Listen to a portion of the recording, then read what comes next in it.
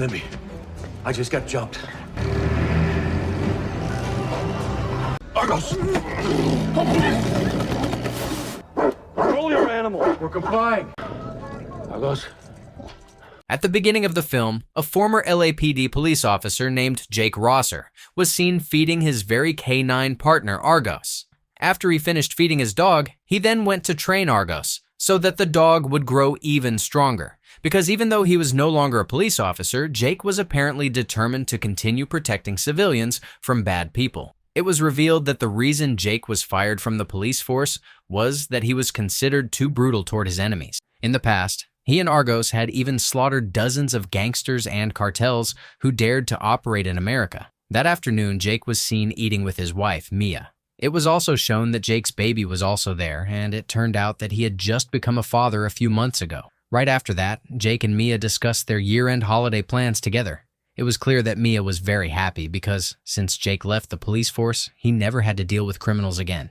However, soon after, their happy conversation had to end because Jake's cell phone alarm suddenly rang, which indicated that there was a fire at their house. Upon noticing that, they rushed home as quickly as they could. When they arrived there, fortunately, the fire was not that big. It turned out that the fire was caused by someone who had left the oven running. However, Mia felt that something was strange because she knew she had not been cooking lately. Her suspicion was proved right because soon after, someone showed up and Jake was attacked by that man, leading to a fight. Luckily, Jake was helped by Argos and another police dog, and they eventually caused the attacker to die. Not long after, the police arrived because Mia had contacted them and immediately evacuated them out of the building. But an explosion suddenly occurred, causing the other dog to die in the blast, while Jake, Argos, and his family managed to survive because they had left the house. The next day, the police were seen paying their last respects to the dog that had died the night before. This dog itself had worked for the police and had done a lot of service for the LAPD. After the funeral, Jake then took the ashes of the dog and went with Argos to scatter them. Sometime later, after Jake finished scattering the ashes, he was approached by a police officer who was handling the case from the previous night. The officer explained that the person who attacked him and caused the explosion at his house was an enemy from the past. He reminded Jake that during his time as an active police officer, he was always very brutal to his enemies, and this might be their revenge. The officer then warned him to be more careful and suggested that it would be better if he did not stay at his house for a while. After that conversation, Jake went to the police station parking lot to meet his friend, who was a reliable police detective named Idalia, to ask her for help in finding information about the person behind the attack on his house. Upon hearing that, Idalia seemed to agree with the previous officer and believed that the attack was definitely carried out by one of Jake's enemies from the past. However, to get more details, she promised to try to find out exactly who the mastermind was.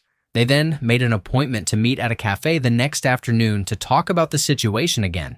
That evening, Jake and Mia were living in a new house that they had rented temporarily. There, Jake apologized to her because it seemed like their plans for a year-end holiday would have to be canceled because he had to find the mastermind behind the attack so that things like this wouldn't happen again in the future. Moreover, he told Mia not to leave the house, and he also assigned a police officer to guard the front door for extra safety. Fortunately, Mia understood the situation and was willing to comply, and after that, they rested for the night. The next day, Jake and his dog, Argos, were on their way to the cafe to meet with Idalia just as they had promised the day before. Soon after, when he arrived at the cafe, Idalia was already waiting there, and they began to chat. She immediately explained that she had received information about the person behind the attack on Jake's house, and the perpetrator turned out to be a cartel boss from Mexico named Totec, who called himself Santa Muerte or Saint Death in English. It was known that Totec held a deep grudge against Jake because Jake had once massacred his men and destroyed his entire business. However, Jake did not remember that man at all and thought that this was perhaps because he had slaughtered too many different cartel groups in the past.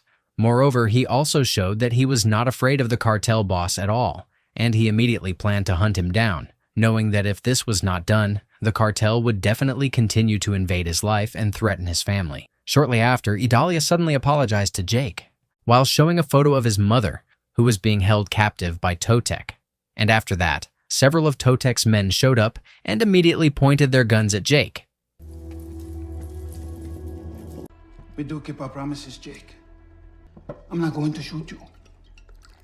It turned out that this was a trap set by Totek, who had taken advantage of Idalia by kidnapping his mother to force him to cooperate. One of the enemies, who had a very thick mustache, then approached Jake and said that he was sent by Totek to catch him. Jake instead asked the man why they did not just finish him off right there, and the man with the mustache replied that his boss was not the type of person to rush things, as he really enjoyed watching his targets suffer before finally killing them. The man then gave Jake a gun with only one bullet inside and ordered him to play a dangerous game of Russian roulette, promising that if Jake survived the first 3 shots, he would release Idalia. Without showing any fear, Jake immediately took the gun and played the game as he was told. Fortunately, after he pulled the trigger 3 times, not a single bullet came out of the gun, and according to their agreement, Jake asked the man to release Idalia. In the end, Idalia was finally allowed to go. Now, there were only 2 shots left in the chamber, and it was uncertain when the bullet would finally come out. Then, as the next shot was about to be fired, Jake felt sure that the bullet would come out now, so he used it to shoot the man with the mustache right in the head. This caused the enemies to attack him. Fortunately, his training in the police force helped him to beat all the enemies.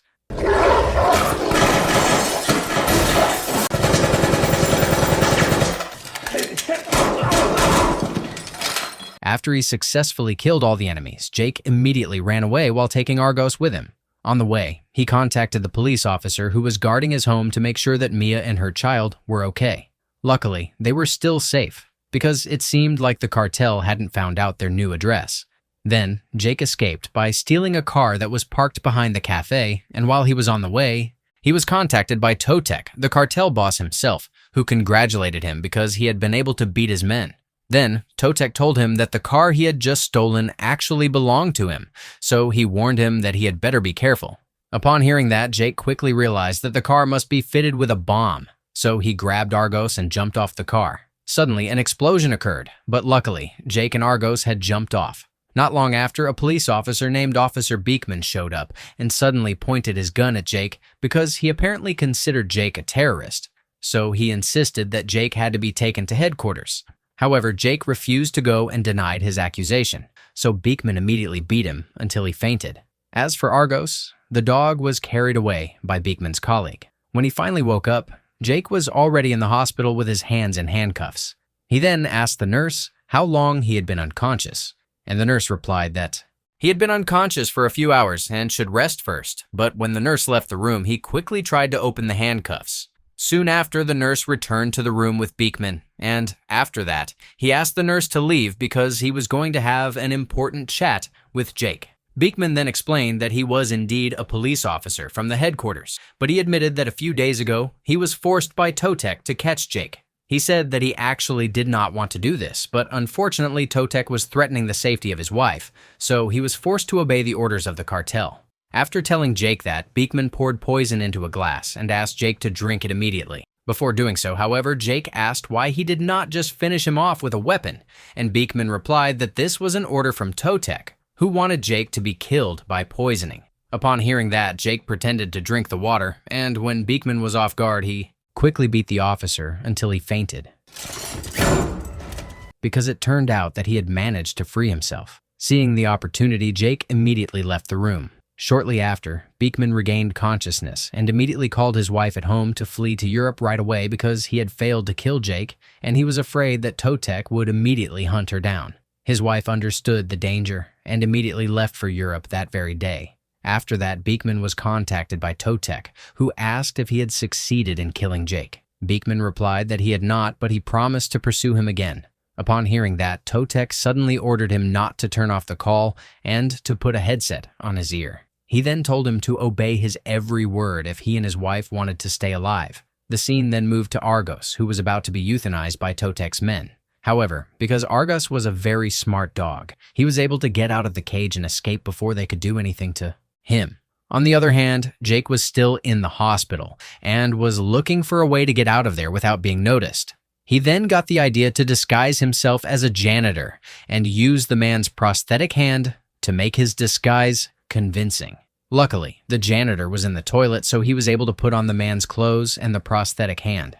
Not long after, Jake came out of the hospital through the back door, but unfortunately, he had to meet Beekman again, who immediately pointed a gun at him. Jake pretended to surrender, but what Beekman didn't know was that he had a trick ready. It turned out that Jake's real hand was hidden inside his shirt with a gun ready to shoot, while the hand on the outside was only a fake. With this trick, he managed to shoot Beekman and escape.